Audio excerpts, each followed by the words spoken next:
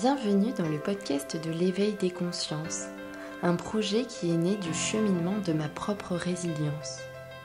La motivation qui anime le podcast est de créer de nouveaux paradis, un monde plus juste au travers duquel les humains s'épanouissent en créant du lien. L'idée est tout simplement de partager des sujets qui font du bien à l'esprit et au corps. L'éveil des consciences podcast, c'est quoi ? C'est un podcast qui tend vers une meilleure connaissance de soi, des autres et de l'environnement.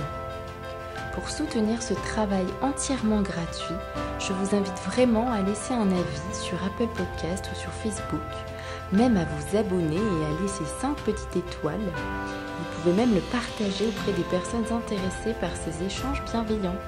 Merci, très belle écoute, à bientôt. Bonjour aux consciences qui s'éveillent. Aujourd'hui, je suis très contente d'accueillir Alexandra au micro du podcast de l'éveil des consciences. Bonjour Alexandra. Bonjour Evelyne, bonjour à tout le monde. Merci mille fois pour cette invitation. Je suis ravie d'être avec toi. Alexandra, donc je vais vous présenter. Vous êtes numérologue depuis maintenant 12 ans. Vous avez aussi développé la médiumnité, mais bon, ça, ce ne sera pas l'objet de notre podcast aujourd'hui. Mais en tout cas, vous animez de nombreuses conférences, vous participez aussi à de nombreuses émissions, justement, où on vous demande aussi votre expertise dans la numérologie. Vous proposez des formations et vous intervenez aussi en entreprise. Vous avez un site officiel aussi où vous partagez de nombreuses choses et vous êtes assez présente aussi sur les réseaux sociaux. Aujourd'hui, j'ai le plaisir justement de partager et de présenter votre dernier ouvrage aux consciences qui s'éveillent, aux auditeurs qui nous écoutent, intitulé Mon chemin d'âme sur Terre avec donc la numérologie présentée aux éditions Exergue. Alors, vous nous expliquez aussi ce qui vous a amené vers la numérologie en introduction, mais dans un premier temps, ce qui m'intéresserait, c'est de savoir comment vous est venue justement l'idée d'écrire cet ouvrage. Est-ce que aussi vous pouvez nous parler des origines de la numérologie ? Alors tout à fait Evelyne, donc merci pour cette introduction. Cet ouvrage, j'ai eu envie de l'écrire tout simplement parce que finalement, comme vous pourrez le découvrir dans le livre justement, on a tous quelque chose qui nous fait vibrer, qui nous fait palpiter. Et pendant très longtemps, moi, j'ai cru que c'était tout un tas d'autres choses. Mais finalement, en revenant à l'essentiel et quelque part à la jeunesse de ma vie, je me suis rendu compte que ce qui était fluide pour moi et ce qui était évident, c'était tout ce qui était en lien avec la communication et l'écriture. Donc, j'ai d'abord commencé à rédiger des oracles. Et puis, un jour, avec les demandes toujours de plus en plus accrues par rapport au thème, je me suis rendu compte que je ne pouvais pas forcément caser tout le monde dans mon planning de rendez-vous. Et que j'avais besoin, pour valoriser mon travail, de faire aussi quelque chose qui me tenait à cœur. Et ça, c'est l'écriture. Et donc, c'est vrai que le métier d'auteur, pour moi, j'étais loin d'imaginer que c'était vraiment ça. Mais c'est devenu une vraie vocation. Et en commençant à écrire les oracles, tout naturellement, s'est imposé à moi aussi l'envie d'écrire un livre. Parce que je me suis dit aussi, on ne sait jamais de quoi la vie est faite. Si demain, je venais à disparaître, on touche du bois, mais bon, on ne sait jamais de quoi est fait demain. J'ai eu l'envie et j'ai eu comme une urgence, presque, je dirais même presque une urgence, de vouloir écrire tout ce que je sais sur la numérologie. Donc, je suis en train de préparer une série d'ouvrages. Celui-ci, c'est le premier. Et du coup, je me suis dit que le plus simple, vu que moi-même, à travers mon chemin de vie et l'énergie de mes nombres, je prônais l'autonomie et l'indépendance, j'avais envie de proposer aux lecteurs, enfin aux utilisateurs de cet ouvrage, une méthode qui allait leur permettre de découvrir, de partir à la conquête de leur nombre et d'être actif. En fait, j'avais envie de quelque chose de ludique, de proactif, pour que chacun puisse aussi avoir le plaisir, l'émotion et la sensation de découvrir son univers numérologique. Ça résonne vraiment parce que justement, vous rendez les lecteurs autonomes dans cette recherche et c'est ça qui est intéressant. C'est que non seulement vous donnez faire nos propres calculs. Exactement. Et ça, c'est hyper important parce que je pense, puis d'ailleurs dans mon cheminement, c'est vraiment ce que ça a été. Il n'y a rien de plus valeureux et de plus important que de ressentir et de prendre conscience par soi-même. Si quelqu'un nous le fait, c'est fascinant aussi parce qu'on a des prises de conscience, on comprend des choses. Mais après, d'y revenir, de faire soi-même le cheminement et le travail, on est dans l'expérimentation. L'expérimentation qui donne un sens à l'expérience. Et en fait, c'est ça que j'avais envie de procurer au lecteur. Merci beaucoup pour ces explications. Alors, est-ce que vous pouvez aussi nous parler maintenant donc de l'origine, de la numérologie? Alors, la numérologie, c'est finalement une discipline qui est vieille comme le monde. Elle est même antérieure à l'écriture. Et c'est Pythagore qui l'a mise en lumière. C'est Pythagore qui a été vraiment le père un peu spirituel de cette discipline. Il partait du principe que l'univers entier était régi par le nombre parce que il se rendait compte que parmi ses disciples, telle personne ou telle autre personne qui avait des consonances dans son prénom avait tel type de caractère. Il se rendait compte que de façon cyclique, entre telle période et telle période, il se passait toujours un peu les mêmes schémas.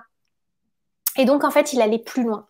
Il a été plus loin et il en a vraiment fait une discipline à part entière. C'est-à-dire qu'il s'est investi comme un scientifique qui s'investit dans son laboratoire pour chercher un médicament, pour chercher un remède pour l'humanité, quoi, par rapport à une problématique de santé. Et lui, bah, en fait, il a été dans son incubateur à lui, dans son laboratoire de conscience à lui, et il a œuvré pour trouver et aller encore plus loin avec les nombres, pour aider les hommes, en fait, à prendre quelque part la vérité du cosmos, puisque depuis la nuit des temps, notre connexion, une fois qu'on est incarné sur Terre, on la sent en partie peut-être coupée du divin, mais on sent que quelque chose nous relie toujours. Et donc, de tout temps, les hommes se sont posés des questions sur les prophéties, sur l'avenir, sur le subtil, etc. Et donc, pour Pythagore, ça a été un moyen extraordinaire de lier l'utile à l'agréable, de lier l'ouverture, justement, d'amener à l'éveil des consciences, Oui. mais aussi d'amener à une forme d'autodiscipline, d'intégration, de responsabilité de nos expériences, de nos actes, de nos paroles, de nos pensées. Ouais. Et avec quelques disciples, il a été plus loin. Donc après, il y a aussi eu Socrate, Platon, enfin, il y en a plein d'autres, Saint-Augustin. Et puis, pendant quelques temps, on s'est rendu compte que c'était tellement subtil et tellement puissant que ça a été un peu caché, ça a été un peu mis sous cloche. Ça ne devait pas être entre les mains de n'importe qui. C'est-à-dire que les grands dirigeants de ce monde se sont dit, ah, si les gens commencent à avoir accès à ça, euh, ils vont faire basculer une forme de pouvoir.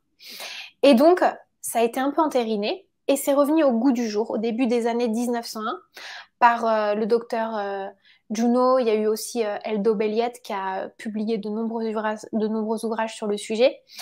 Et dans notre ère contemporaine, on va dire que c'est le pasteur Kevin Quinn Avery au Canada, dans les années 1975, qui s'y est réintéressé et qui l'a remise au goût du jour, qui l'a réhumanisée, qui l'a rendue plus démocratique, plus contemporaine.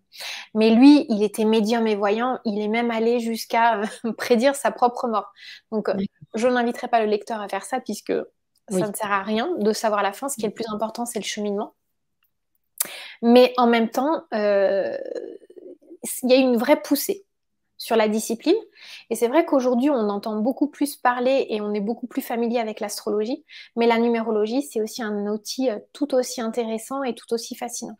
Et tout à l'heure aussi, c'était assez passionnant puisqu'on parlait en off aussi de la médecine en fait, et vous m'expliquiez qu'à l'époque aussi, c'était Carl Jung. Est-ce que vous pouvez, nous expliquer comment il utilisait la numérologie?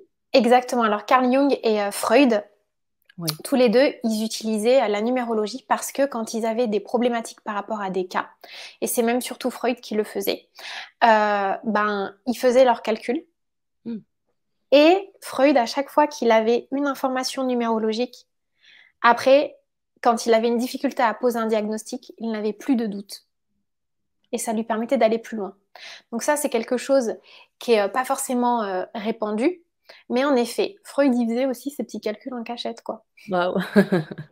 Comme quoi c'était aussi, utilisé dans les disciplines, hein, traditionnelles. Je suis sûre que même dans d'autres disciplines, ça devait même être utilisé, pourquoi pas dans l'enseignement et d'autres. Exactement. En fait, ce qu'on oublie bien trop souvent, et d'ailleurs, il y a des gens, j'ai déjà vu des gens avoir le poil hérissé quand on dit ça, mais c'est pourtant vrai. Il faut pas oublier qu'à l'origine, c'est une science. La numérologie, c'est la science des nombres. Donc, c'est quelque chose qui a été expérimenté, quelque chose qui a pu paraître aussi pour certains à un moment donné, euh, peut-être fantasque, et du coup, qui a été un peu mis sous le tapis. Mais non, les nombres sont là pour nous raconter une histoire, nous révéler certaines vérités, mais aussi certaines informations dont on a besoin pour notre cheminement. Et ça, c'est jamais un hasard. Il y a toujours un bien fondé derrière chaque nombre. Il y a toujours une information numérologique importante à aller trouver, à les décrypter. Et c'est en ça que c'est puissant et que ça peut nous être utile dans notre quotidien, que ce soit pour nous, pour notre interaction avec le monde, mais aussi avec les gens qui nous entourent, et aussi pour comprendre des événements du passé. Puisque quand on comprend les événements du passé, on revient et on reconsidère, on réfléchit, on réanalyse ce qu'on pourrait appeler des événements clés pour éviter d'aller vers ce qu'on appelle des schémas répétitifs. Et quand on maîtrise, alors attention, pas quand on contrôle, hein, mais quand on maîtrise le passé, on a beaucoup plus de pleine conscience du présent et du coup, après, on peut activer les potentiels qui nous tiennent à cœur pour le futur parce qu'on a des explications et c'est un peu comme une recette de cuisine où on sait que pour arriver à tel résultat, ben, il faut tel ingrédient, tel ingrédient. Et si ça, c'est pas dans notre placard, c'est qu'on va perdre trop de temps. Et si on est destiné à faire un gâteau à la framboise, ben, on va pas faire un gâteau au chocolat. Ça sert à rien d'aller chercher une tablette de chocolat. On l'aura peut-être dans la future incarnation. Mais pour l'heure, si on doit faire un gâteau à la framboise, je parle de façon un peu Oui. triviale, mais c'est que c'est ça qui va être le plus approprié pour nous régaler, nous satisfaire et nous apporter ce dont on a besoin au niveau de la conscience, dans l'absolu, ici et maintenant. Vous avez répondu à une partie de ma question qui était de savoir en quoi le fait de connaître son thème, ça pouvait justement nous aider dans notre vie quotidienne. Ouais, c'est intéressant cette question, Evelyne, parce que finalement, c'est le bien fondé et l'objectif ultime d'une étude en numérologique. C'est d'avoir des clés fondamentales. Tous les êtres humains de cette planète, tous autant qu'on est, quand on nous dit oui, attention, il y a trop de mental et tout, en fait, c'est la condition sine qua non de notre incarnation. Alors bien sûr, il faut pas passer son temps à se prendre la tête. Néanmoins, se poser des questions, ça fait partie de notre cheminement. Mais avec la numérologie, on réapprend à se poser les bonnes questions. Les questions qui ont une saveur, un vrai goût, un vrai intérêt. Plutôt que de passer des choses en boucle, des choses sur lesquelles il n'y a pas lieu de s'interroger ou il n'y a pas lieu d'être. Là, la numérologie, elle permet de revenir à des choses élémentaires et fondamentales pour nous-mêmes. Mais avoir son thème, c'est aussi quelque part reprendre un certain pouvoir sur sa destinée, sur ses choix, et se dire, ah mais si je ressens ça, si je fais ça, mais c'est que c'est vrai. Combien de fois j'ai eu des gens qui m'ont dit, et ça c'est une des plus belles récompenses à l'issue d'un thème, oh, ce que vous m'avez dit, bah ça me soulage, j'ai l'impression d'être moins fou, d'être moins folle. C'est ce que je ressentais au plus profond de moi, j'osais pas. Et puis quelques temps après, 2, 3 mois plus tard, un mail. Et ben du coup cette fois-ci j'ai réussi à mettre en application Alexandra et ça a marché, waouh. Et c'est là où je me dis, mais mon travail de numérologue, il a toute sa saveur dans ces moments clés, quoi. Puisqu'à partir du moment où on se réalise, on comprend qui on est, on a tout plein de notions et tout plein de questions autour de l'être humain, des problématiques de l'être humain, qui se résolvent. Par exemple, si on fait et que ça marche, si on s'ancre dans un projet et que celui-ci marche, eh ben, qu'est-ce que ça va nous apporter? La confiance, la satisfaction. Donc, quelque part, on va être rempli émotionnellement, affectivement. L'interaction avec le monde, donc le besoin d'être au service de l'autre, mais aussi au service de soi. Les échanges, la communication, on construit quelque chose de concret et du coup, là, on fait vivre tous les nombres et toutes leurs vertus. Alors que quand on est dans l'inertie ou quand on fait fausse route ou quand on est dans la procrastination, on se dit, D'accord. ok, il n'y a pas de sens. Mais oui, mais si tu dois devenir pâtissier, ne t'oriente pas vers une carrière de saltimbanque. Voilà, c'est un peu ça que ça vient de dire la numérologie. C'est regarde là, c'est dans ce domaine-là que tu vas voir tes plus belles gloires, que tu vas découvrir tes plus belles pépites dans cette vie-là, dans les délais qui te sont impartis. Puisque finalement, l'univers est immense et qu'on pourra faire plein de choses peut-être dans des temps futurs et qu'on en a déjà fait plein dans les temps du passé. D'ailleurs, c'est ce que viennent nous raconter certains nombres par rapport à nos dons innés, notamment le nombre de réalisations. Il vient nous expliquer et mettre en lumière les dons qui ont été les nôtres et qu'on continue à faire fructifier ici maintenant. Mais du coup, autant utiliser et maximiser nos potentiels plutôt que de perdre notre temps dans des velléités ou des choses qui sont inappropriées pour nous. Et c'est pour ça souvent qu'on tourne en boucle. C'est qu'on ne se donne pas l'opportunité de faire ce pourquoi on est naturellement doué. Et on est tous concernés, on a tous des dons innés, dans un domaine ou dans un autre. Et la numérologie, en fait, elle donne un coup d'accélérateur parce qu'elle permet de gagner du temps. Et c'est quoi ce qui nous est précieux finalement dans cette vie-là? C'est le temps qui nous est donné puisqu'on a une date de naissance, on a une date de retour céleste. Donc dans ces délais impartis, autant optimiser notre temps. Oui, c'est sûr. Surtout que le temps passe tellement vite et comme on le Et dit, on oui, ne sait pas de quoi est fait demain. Et d'ailleurs, c'est hyper intéressant parce que vous parlez justement de la notion de la réincarnation. Alors peut-être qu'on va pouvoir en discuter davantage ah et d'où c'est drôle. l'intérêt. Ah oui? Ah c'est drôle, Evelyne, ça fait une synchronicité. Je vais vous expliquer pourquoi. Ah, j'ai hâte de savoir. Alors pourquoi? Alors, justement, je suis en train d'écrire un troisième ouvrage. Je suis en train de préparer un nouvel ouvrage. Et avant qu'on commence le podcast, j'étais en train de parler dans cet ouvrage de ma compréhension de la notion de réincarnation. J'étais en Mmh. train de rédiger le paragraphe sur lequel il y avait un de mes protecteurs qui m'a montré cette fameuse notion de réincarnation, ce qui n'était pas du tout évident pour moi au départ, puisque je disais qu'on n'avait qu'une vie et qu'il fallait la croquer à pleines dents. Et non, en fait, je me suis rendu compte qu'on n'avait pas qu'une vie. On a plusieurs chances, parce que dans son immense générosité, la vie nous permet toujours de reprendre là où on s'est arrêté. La vie nous permet toujours, en fait, de nous redonner à nous-mêmes une seconde chance. Et surtout, on revient faire un parcours sur Terre pour mettre à profit nos dons et nos talents et pour les partager au reste du monde. C'est pour cette raison précise qu'on revient s'incarner, pour soi et pour les autres. Et souvent, la motivation à la réincarnation, c'est de pouvoir exécuter ce qu'on s'est interdit de faire ou ce qu'on nous interdit de faire dans nos précédentes incarnations. Donc souvent, j'entends des gens qui me disent oh là, j'en ai marre de cette vie, elle est trop difficile. Alors bien sûr, hein, il y a des drames et il y a des épreuves dans beaucoup de vies humaines. Malheureusement, beaucoup de gens ne font pas l'impasse de ça, hélas. Mais derrière chaque épreuve, il y a aussi des cadeaux. Il y a des découvertes et il y a des trésors cachés. Et du coup, quand on dit c'est bon, j'en ai ma claque de l'existence humaine, je me réincarnerai pas, on n'en sait rien. Parce que, mettons, quelqu'un qui a perdu un conjoint. Je vais te donner un exemple tout bête. Mmh. Imagine, tu as quelqu'un qui perd son conjoint, qui est au fond du gouffre, et qui, du coup, nourrit ce manque dans la matière. L'être que j'aime est reparti de l'autre côté, j'ai besoin de refusionner avec lui. Le but souvent de ce départ, c'est d'éveiller celui qui est sur Terre à l'infini et justement lui faire prendre conscience que derrière plus jamais, finalement, il y a à tout jamais. Donc, qu'est-ce qui va se passer? Si la personne, à la fin de son parcours, elle n'a toujours pas pris conscience de ça, bah, elle va revenir faire un parcours sur Terre et elle aura besoin et l'envie de réexpérimenter la fusion dans la matière par rapport à ça.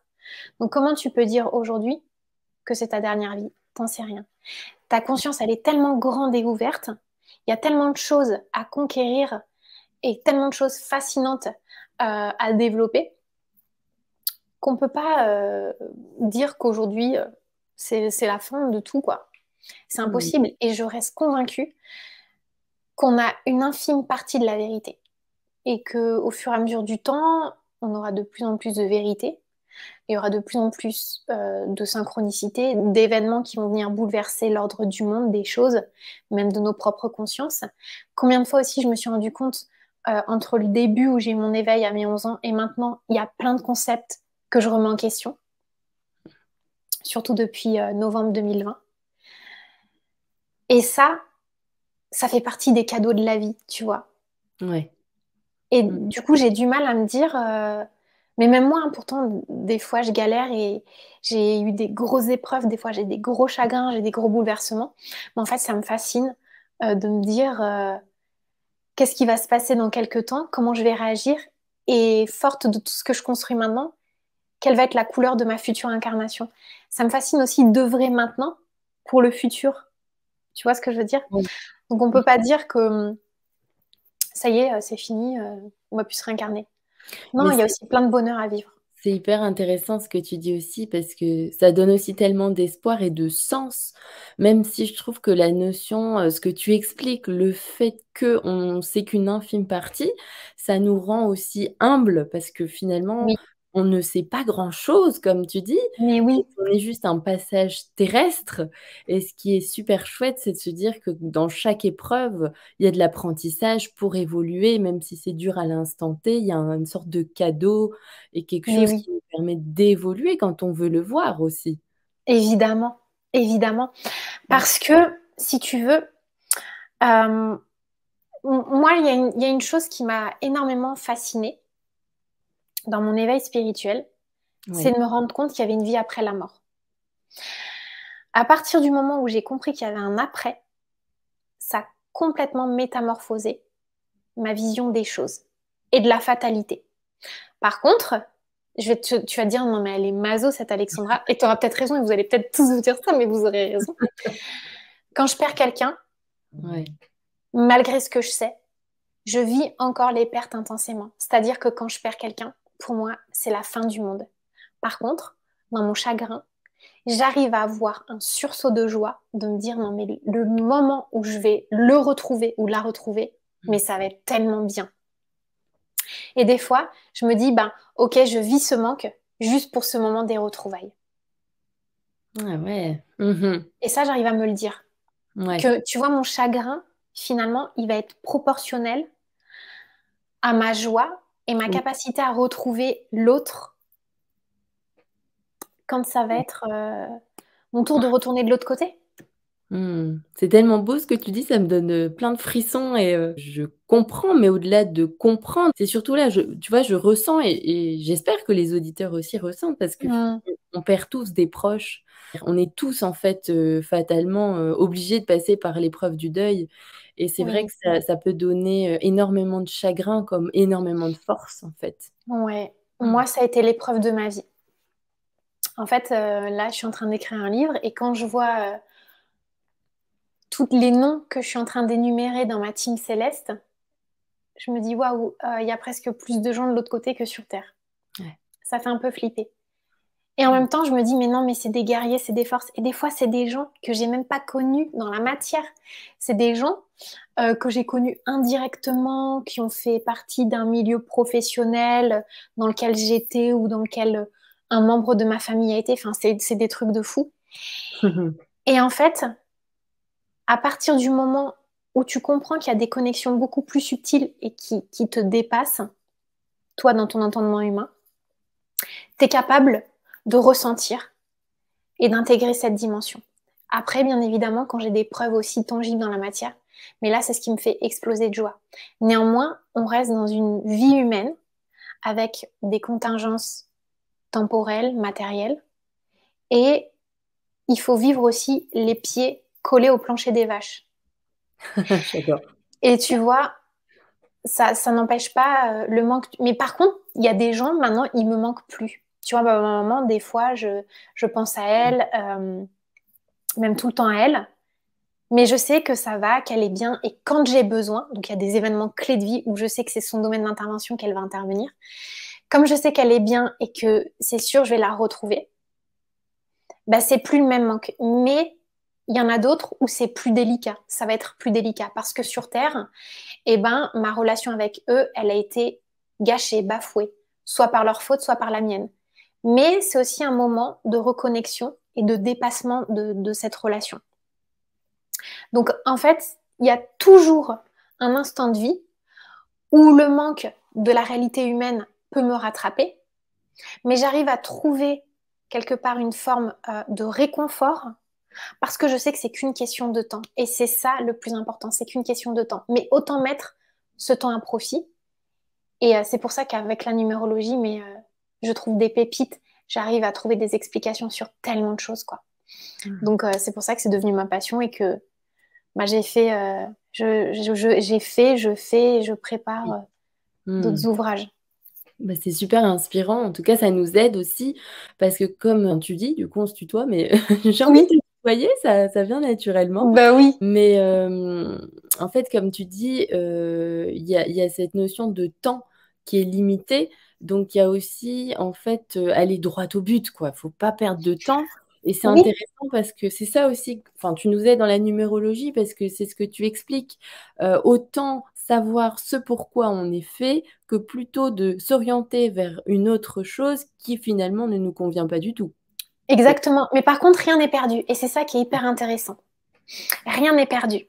Par exemple, euh, mettons dans cette vie-là le don de, je sais pas, Paul ou Antoine, ça va être la photographie. Allez, c'est son don. Ok, il est super doué en photographie. Mais pour X ou Y raison, il est fasciné par la cuisine, même s'il fait brûler tous les plats. Ben, tous les efforts, tous les tests de plats, même foirés qu'il va faire maintenant, ça va peut-être Ouais. lui servir dans une vie future. En fait, il n'y a rien qui est perdu. D'accord. Il n'y a jamais rien qui est perdu. Pareil, quand on s'entraîne pour un sport, pour une discipline, pour apprendre un instrument de musique, et que des fois on est frustré parce qu'on n'y arrive pas, persévérance. Si ça vous plaît, si ça vous fait vibrer un tantinet, continuez parce que c'est déjà des points collectés pour de futures incarnations. Et ça, je l'ai compris. Ça, je l'ai compris grâce au cheval. Moi, j'avais peur des chevaux pendant très longtemps, mais parce que j'avais aussi une dynamique karmique à rattraper. J'ai d'ailleurs toujours une dynamique karmique à rattraper par rapport aux chevaux, à mon histoire avec les chevaux. Mais j'ai toujours le frisson quand je monte à cheval. C'est pas, je suis pas hyper sereine. Et pourtant, à chaque fois que je suis montée, j'ai eu énormément de profs, de gens qui m'ont fait faire des stages, qui m'ont dit, mais c'est pas possible, tu montes depuis des années, quoi. T'as la posture parfaite. Et j'ai compris un jour sur ma jument que c'est parce que je faisais du cheval de vie en vie, que ça fait des vies que je fais du cheval. Et du coup, ma posture, elle est acquise. Ce qu'on a acquis et compris et intégré dans nos dernières incarnations, c'est jamais perdu. C'est jamais perdu. Donc Et ça, c'est c'est souvent une force mentale, une manière, une dextérité de l'esprit d'appréhender une question, quelque chose, tu vois. Et la numérologie, bah, elle permet de mettre le doigt là-dessus, quoi. Et c'est ça qui est génial. Waouh. Alors, pour revenir justement au thème, est-ce que tu peux nous en parler, de quoi il est composé et aussi nous expliquer brièvement l'utilité de chaque chose? Bien sûr. Alors, le thème déjà, la carte d'identité cosmique, elle vibre sur 3 nombres clés. Le nombre du chemin de vie, qui nous parle de l'objectif profond, du but, quelque part, du graal à atteindre de l'âme. Du nombre d'expressions. Le nombre d'expressions, c'est tout simplement notre caractère, notre personnalité, notre tempérament. Et le nombre ressources. Le nombre ressources, c'est le 3e nombre, c'est un peu le joker, la botte secrète de l'âme. Et ce nombre-là, c'est le nombre avec lequel on est le plus familier. C'est le nombre avec lequel on a été le plus à l'aise depuis qu'on est incarné sur Terre. Avec les vertus de ce nombre-là, c'est comme si on était dans un terrain et un domaine conquis. Donc ça, c'est ces 3 nombres-là qui sont importants parce qu'ils vont donner quelque part toute la saveur au reste du thème. Et ensuite, il y a d'autres nombres. C'est-à-dire que bon, le chemin de vie, il est déterminé pardon, par la date de naissance. Le chemin d'expression. Alors, tous les numérologues ne sont pas d'accord là-dessus. Mais moi, je ne prends que le premier prénom et le nom de naissance. Alors, le premier prénom, c'est ce qu'on appelle aussi le nombre actif, qui nous parle de comment la personne se présente de prime abord, qu'est-ce qu'elle renvoie quand on la voit de prime abord, et le nombre héréditaire, qui est composé du nom de naissance, qui nous parle quelque part des liens, des bagages dont on a hérité. Donc ça compose notre nombre d'expressions. D'autres numérologues mettent dans le nombre d'expressions les prénoms intermédiaires. Moi, je ne les mets pas parce que je les utilise davantage pour ce qu'on appelle la grille d'inclusion, qui est quelque part la table de lecture de l'individu dans tous les autres domaines de vie. Mais pour moi, donner le prénom de Tati Denise ou de Tonton Jacques à machin ou machine, c'est plutôt lui mettre sur lui des vêtements qui ne lui appartiennent pas, qui ne sont pas à sa taille. Donc en fait, on le dénature de qui il est fondamentalement, dans son essence profonde, dans son essence d'incarnation de qu'est-ce qu'il veut incarner et pourquoi et comment. Donc pour moi, la dynamique transgénérationnelle, elle vient nous parler des forces dont on a hérité, mais aussi de certains blocages. Et ça, je l'inclus dans le transgénérationnel. Ensuite, on a le nombre intime qui nous parle de nos désirs ardents, les plus brûlants, de nos rêves les plus fous. Et ça, c'est très important parce que c'est l'essence qui va donner une impulsion à l'action et c'est ce qui donne aussi l'impulsion à la foi. On a le nombre de réalisations qui nous parle des talents cachés, des dons innés de la personne. Ensuite, on a le nombre de la promesse intime qui vibre sur l'année universelle de naissance, qui nous parle du domaine dans lequel on a décidé de ne surtout pas se trahir, de ne pas faire l'impasse dans cette incarnation. Et puis après, il y a le nombre de l'année personnelle, les microcycles, etc., les grandes apogées, les 4 grands axes de vie avec les victoires, les challenges à relever. Enfin, c'est tout ça, quoi. C'est vraiment une lecture, une symphonie de l'âme, du parcours sur Terre entre une date de naissance et une date de retour céleste qu'on ne connaît pas. Mmh. Alors, je tiens à préciser aussi que c'est assez incroyable parce que pour l'avoir fait, et non seulement pour moi, mais pour des personnes de mon entourage, je me suis rendu compte qu'il y avait tout le temps vraiment une symbolique qui était complètement en accord en fait avec la personnalité de la personne et ce qu'elle vivait. Donc j'ai été moi-même étonnée, mais dans le sens positif, puisque j'avais jamais justement expérimenté la numérologie. Mm. Ça, c'est super. Bah, super, Et- Evelyne, je suis contente. Et tu vois, c'est intéressant que tu dises ça parce que finalement, souvent, j'ai beaucoup de personnes qui me disent, oui, mais comment débloquer ça? Comment activer ça? Il n'y a rien à faire. Juste à partir du moment où on comprend, on sait qu'on a un déclic, qu'on tilte, l'œuvre de la vie, vous inquiétez pas, elle va faire le reste. Et ça, je m'en suis rendu compte, mais 1000 fois. Parce que j'ai plein de gens qui disent, par exemple, oui, j'arrive pas à me mettre en couple, c'est trop difficile pour moi, il y a ci, il y a ça, je suis pas prêt, je suis pas prête. L'amour, il est prêt pour tout le monde, à toute époque, de tout temps, et à n'importe quel moment, il n'y a pas de règle. Donc, c'est juste de savoir, de conscientiser peut-être une problématique par rapport au lien qu'on peut avoir avec le couple, et de se dire, ah, mais oui, c'est ça. Dans cette vie-là, j'ai décidé tout simplement de ne pas me trahir sur les vertus du couple, parce que bah, dans les générations, j'ai des mamans qui ont accepté de se faire taper dessus. Et moi, en fait, je dois couper cette dynamique. Donc, à partir du moment juste où on a conscience de ça et qu'on s'autorise à ressentir la rébellion par rapport à quelqu'un qui veut prendre un ascendant sur nous, et bien en fait, on a envoyé le message à l'univers que ça ne nous correspond plus. Donc, il n'y a pas de rituel forcément à faire en tant que tel, mais juste une prise de conscience des choses. Et ça, je l'ai vu, mais ça a été tellement flagrant pour moi. Enfin, en 2021, j'ai eu un épisode de vie qui m'a vraiment fait prendre conscience de ça. Et ça m'a bouleversée, quoi. Je me suis dit, en fait, on se prend trop la tête, on perd du temps à vouloir réparer, alors qu'en fait, on nous demande de vivre et d'expérimenter et de gagner du temps, justement. De pas procrastiner, de pas reculer les échéances.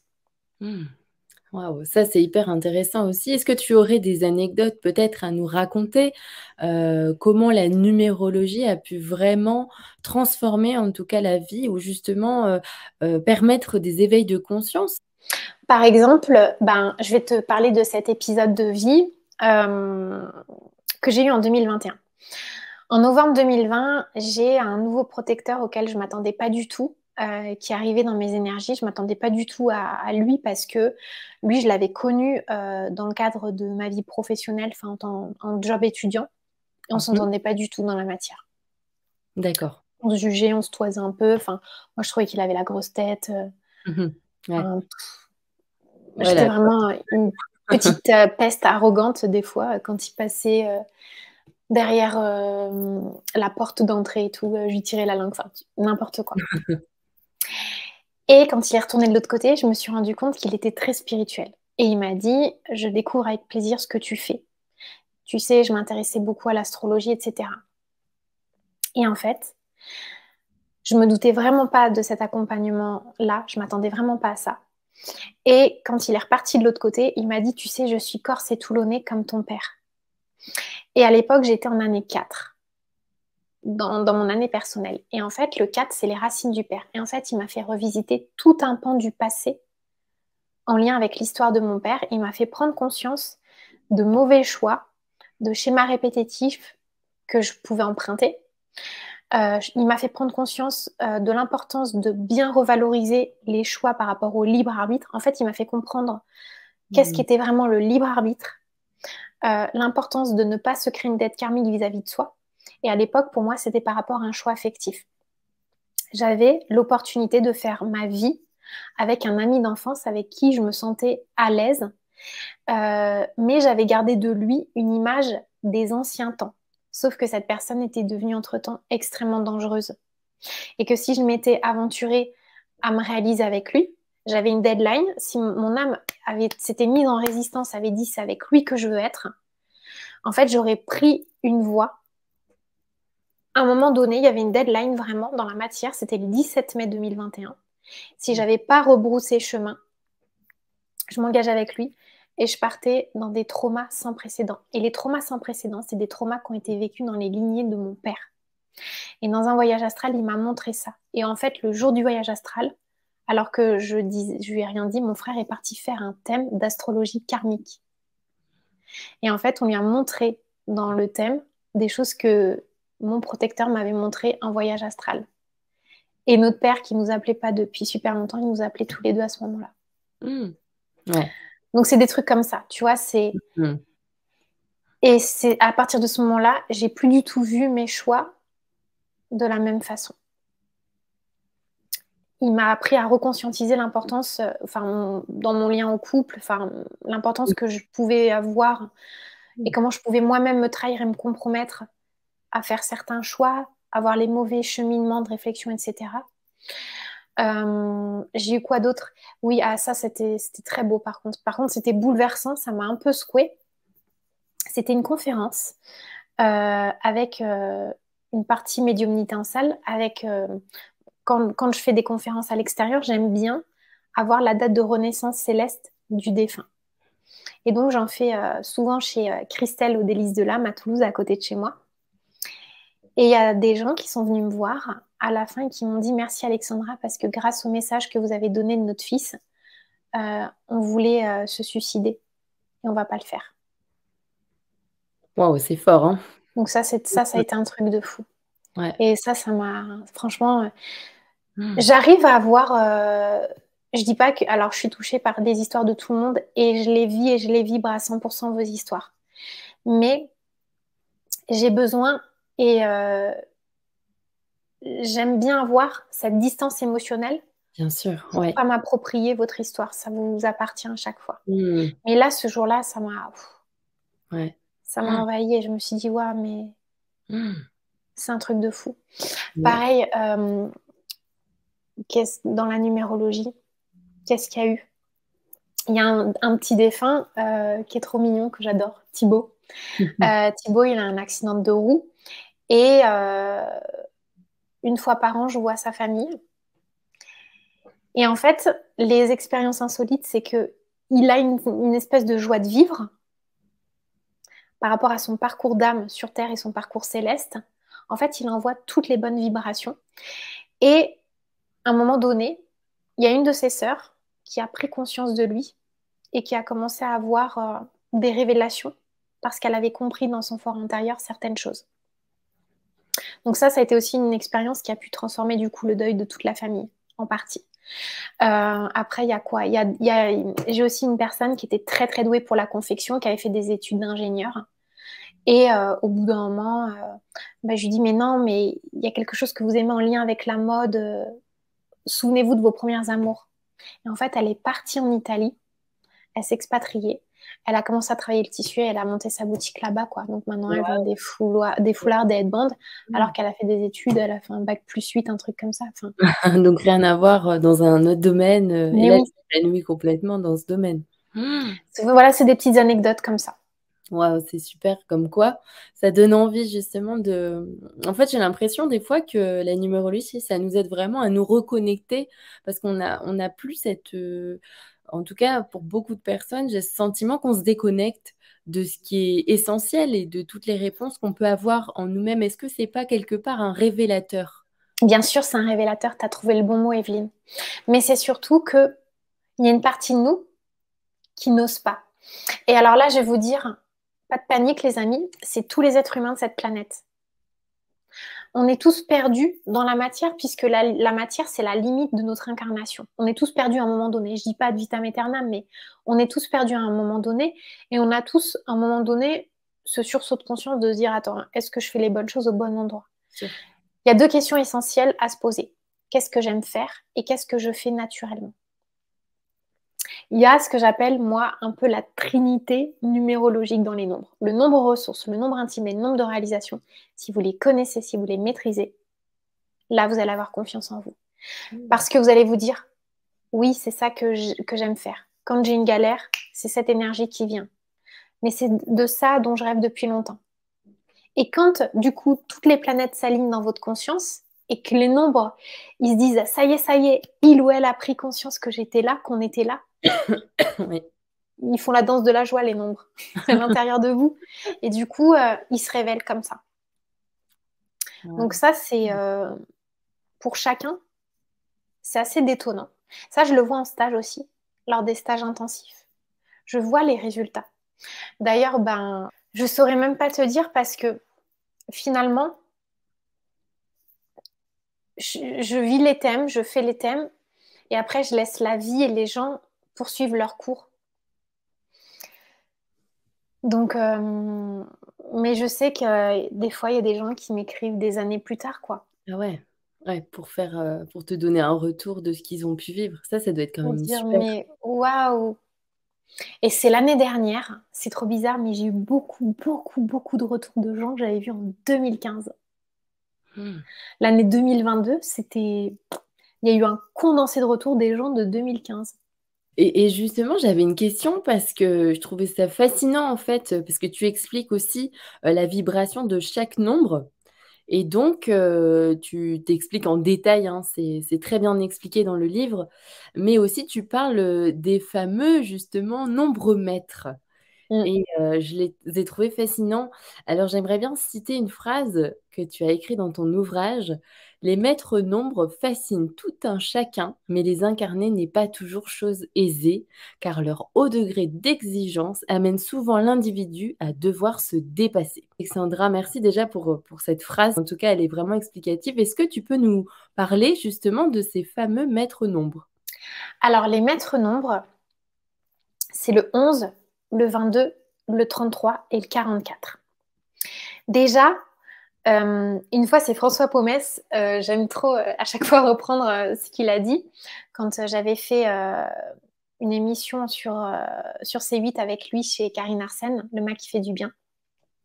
J'aime bien toujours reprendre ce qu'il dit. Dis donc, être maître nombre, c'est du boulot. Ouais, il avait complètement raison. Il a tapé dans le mille ce jour-là, François, quand il a dit ça. En fait, ce que ça vient nous raconter, les maîtres nombres, c'est que avant d'accéder à leur quintessence, il y a un haut degré d'exigence de notre propre âme parce que c'est souvent des choses qu'on a vues et revues dans la matière, qu'on a rabâchées. Et donc, c'est des choses, des domaines, des expériences de vie sur lesquelles, ben, quand on réussit, c'est décuplé, mais quand on se plante, ça tabasse un peu plus. Ouais, ça fait mal, quoi. Par Hmm. exemple, celui qui incarne le 11, il doit à la fois comprendre les subtilités du 1, du 2, pour accéder au 11, puisque le 11 est composé du 1 par deux fois, et quand je fais 1 plus 1, j'arrive sur le 2. Donc c'est la capacité à être à la fois dans une forme d'autonomie, d'indépendance, de croissance personnelle, mais pour faire croître l'autre, puisque le 2, c'est le culte du duo, du couple. Donc c'est l'alliance de l'individualisme avec l'alliance du partenariat. Tu vois? Ouais. Et du coup, c'est parfois dur hein, de jongler entre ces deux vibrations. Oui, c'est sûr, parce qu'il y a vraiment cette dualité en fait, hein, parce que Exactement. ils sont complètement différents. Donc comment justement trouver l'équilibre dans tout ça? Exactement, c'est ça. Hmm. Pareil, le 22, c'est le visionnaire, c'est l'architecte du monde, c'est celui qui va bâtir pour l'autre, 22, le 2, le sens du service à l'autre, le don à l'autre. Mais le 4, c'est celui qui construit sur le long terme. Donc celui qui construit aujourd'hui maintenant, il va peut-être pas récolter les fruits de cette gloire et il aura une reconnaissance à titre posthume. Donc il y a l'endurance, il y a une forme aussi d'abnégation parfois, tu vois. Hmm. Le 33, c'est celui qui a un sursaut de conscience, qui est là pour embrasser la famille universelle, la famille du monde. Le 3, c'est celui qui exprime, donc c'est aussi l'artiste, c'est celui qui dit des vérités. Quand il se trompe sur certaines vérités, ça peut se retourner contre lui. Et le 6, c'est le sens de la communauté, de la fraternité universelle. Donc c'est celui qui va être parfois un détonateur dans un groupement, dans une société. Et le 44, on a l'énergie du 4, de la structure, de la limitation de la matière. Mais on a le 8 qui est justement l'inverse de tout ça, qui est le potentiel, la surpuissance du tout, qui est l'énergie de pouvoir, pouvoir avec un P majuscule. Mais qu'est-ce qu'on fait de ce pouvoir? Est-ce qu'on en fait quelque chose de divin ou est-ce qu'on en fait quelque chose d'assassin? Et donc c'est pour ça qu'il y a des grandes et hautes responsabilités pour les maîtres nombres. Alors souvent j'ai des gens des fois qui arrivent en consultation qui me disent je suis maître nombre. Je dis oui, mais du coup quelle responsabilité? Ouais. On n'est pas supérieur quand on est maître nombre. On est juste sur un temps de vie où notre âme, c'est comme si elle avait décidé, mais parce qu'elle est prête aussi, parce qu'elle le peut, de sauter une classe et de passer directement en prépa. D'accord, ouais. Donc c'est un peu ça. Mais en Hmm. même temps, si on relève les défis qui nous sont proposés, waouh, les cadeaux pour la future incarnation. C'est impressionnant parce que tu expliques aussi que tu as constaté qu'il y avait certaines célébrités qui avaient justement ces maîtres nombres qui partaient en fait une fois que leur mission a été accomplie. Exactement. Ah, Bah, Coluche, par exemple, Coluche, c'était quoi son vrai boulot? Bah, c'était de créer les restos du cœur. Ayrton Senna, l'âme de ma vie. C'était quoi son vrai boulot? C'était de créer l'Institut Ayrton Senna au Brésil. Il est mort 4 mois après. hmm. Ça, c'est des exemples assez notoires, tu vois. Super fascinant, en tout cas, ça donne envie de creuser et d'en savoir plus, et puis justement de calculer tous les chiffres, tu sais, tous les nombres de chaque personne, en tout cas, qu'on connaît. Mm. Est-ce que tu peux aussi nous expliquer alors les nombres normaux, j'ai envie de te dire, ou je ne sais pas comment tu peux les qualifier, Alors, les les autres? nombres dans l'absolu en tant que tels. Je vais te donner les mots-clés pour la vibration de chacun. Oui, En sachant qu'une personne, attention, hein, chacun de vous, vous êtes tous des individus subtils avec plein de couleurs, plein de saveurs, plein de tonalités. Et on ne peut pas dire, oh bah lui, il est chemin de viande, donc il est que comme ça. Non, d'accord. Mhm. il faut regarder aussi tous les autres nombres. Mais dans l'absolu, quand on a du 1, donc le 1, c'est celui qui va venir travailler l'autonomie, l'indépendance, le courage, la résilience. C'est celui qui doit, dans cette incarnation, tôt ou tard, embrasser le culte de la victoire, réussir et triompher de quelque chose. Le 2, c'est celui qui se dévoue, qui est dans l'union. D'ailleurs, comment il est dessiné, le 2, c'est une accolade. C'est celui qui nous prend par le cou, par la taille. C'est celui qui accompagne, qui nous tient la main. D'ailleurs, le 2 aussi, c'est la moitié d'un cœur. Ah Quand ouais. on regarde comment il est dessiné. Tu mets deux en regard, ça fait un cœur. Donc c'est le dévouement, mais attention à ne pas basculer dans les énergies de sacrifice, de servitude. Le 3, c'est l'énergie de la créativité, du communicant. C'est celui qui parle, c'est celui qui dit les vérités, c'est le journaliste, c'est l'artiste, c'est le communicant, c'est le marketeur, c'est celui qui va créer sa marque de bijoux, qui va créer justement son enseigne de fringues ou des choses comme ça. Le 4, c'est le travailleur, c'est le constructeur. C'est celui qui est limité par la matière, mais qui est justement limité par la matière pour aller au-delà de la matière. Moi, je me suis rendu compte que les 4, on dit oui, ils sont hyper cartésiens, patati patata, mais en fait, ça peut donner les meilleurs êtres intuitifs de la planète, quoi. Quand ils sont pas dans le revers de leur 4 et qu'ils sont pas bloqués, quand ils sont pas dans l'autocensure. Le 5, c'est le culte de la liberté. C'est la diversité, c'est l'expérimentation variée. C'est l'hédoniste, c'est celui qui est épicurien, qui profite de la vie, qui voyage, qui bouge et qui a des micro-expériences dans une expérience pour aller plus loin. Le 6, c'est la famille, la communauté. C'est celui qui revient travailler son lien à l'autre. C'est celui aussi qui vient résoudre et réparer des conflits. Le 7, c'est le philosophe, le chercheur. C'est la maison de la foi. C'est l'être spirituel, l'homme de foi, la femme de foi, le religieux, la religieuse. Mais c'est aussi le chercheur, le savant fou un peu, le génie, celui qui peut révolutionner le monde en trouvant une nouvelle technologie, un médicament ou des choses comme ça. Le 8, c'est la dynamique du pouvoir, du karma et du transgénérationnel. Alors là, souvent on me dit oui, mais on a tous du transgénérationnel et du karmique à résoudre, bien évidemment, mais le 8, il a une proportion beaucoup plus importante que les autres nombres. C'est-à-dire qu'il est suffisamment prêt, suffisamment mature. Là, c'est le dernier tournant. C'est l'incarnation dans laquelle il est censé résoudre un maximum de choses, voire tout. Donc le 8, c'est pas... Souvent on dit dans les bouquins, j'ai des gens qui me disent oui, c'est bizarre, je ne me reconnais pas dans le 3, dans le 5 et dans le 8. Le 8, c'est pas que le pouvoir et l'argent. Il y a quand même quelque chose de très hautement spirituel dans l'énergie du 8, d'accord? Ça, il faut vraiment le concevoir. Et le 9, c'est l'humanitaire. C'est celui qui voyage sans frontières, c'est celui qui donne son cœur, qui peut donner sa chemise pour le monde, mais c'est aussi celui qui va à un moment donné se retrouver dans cette forme de dualité de est-ce que je sauve le monde ou est-ce que je dois m'en sauver? Donc le 9, c'est celui qui a un regard et une vision assez large, qui a ce domaine, ce côté humanitaire, mais qui à un moment donné peut aussi, comme nous le dit la carte du tarot de l'ermite, qui est la carte numéro 9, rentrer dans sa grotte et ne pas vouloir en ressortir ou sortir des années plus tard, quoi. C'est un peu tout ça. Super, bah, merci beaucoup. Mais justement, je voulais rebondir par rapport au 8. Je trouvais ça intéressant ce que tu expliquais justement avec cette connexion spirituelle, avec justement cette forme du 8 où il est connecté au ciel et en même temps, il est vraiment ancré sur le plan terrestre. Exactement. Ouais. Puisque quand tu regardes bien, Evelyne, le 8, comment il est composé? Si on regarde vraiment, on n'a pas parlé du zéro, mais le zéro, c'est la matrice, c'est l'œuf. De lui sortent tous les autres nombres. Et en fait, le 8, c'est deux zéros.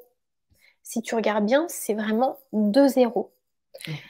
Et à travers ces deux zéros, on pourrait presque se dire qu'on retrouve doublement la source. Donc on a la source qui nous demande vraiment de s'accomplir sur le plan terrestre, puisque c'est collé à la matière.